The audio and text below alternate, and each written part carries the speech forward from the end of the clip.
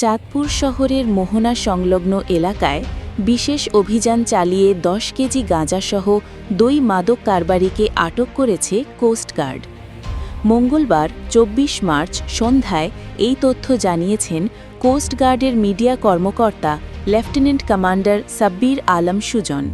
তিনি জানান, গোপন সংবাদের ভিত্তিতে বিকাল ৪টায় চাঁদপুর স্টেশন কর্তৃক মোহনা সংলগ্ন এলাকায় অভিযান পরিচালনা করা হয়। অভিযানের সময় সন্দেহজনক একটি যাত্রীবাহী ট্রলার তল্লাশি করে প্রায় ৩ লাখ টাকা মূল্যের ১০ কেজি গাঁজা উদ্ধার করা হয় এবং ২ মাদক কারবারিকে আটক করা হয়।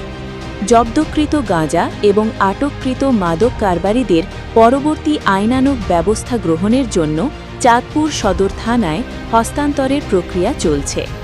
লেফটেন্যান্ট কমান্ডার সাব্বির আলম সুজন আরও বলেন, মাদকের ভয়াল থাবা থেকে তরুণ প্রজন্মকে রক্ষায় কোস্টগার্ড ভবিষ্যতেও এ ধরনের অভিযান অব্যাহত রাখবে।